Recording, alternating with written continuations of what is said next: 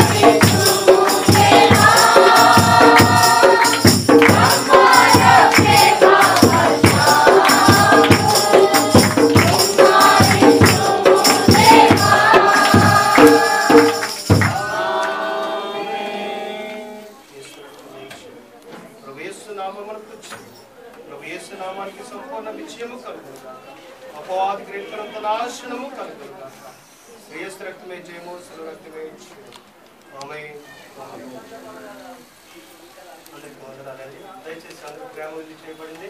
ఎవరు కూడా దయచేసి వెళ్ళదు.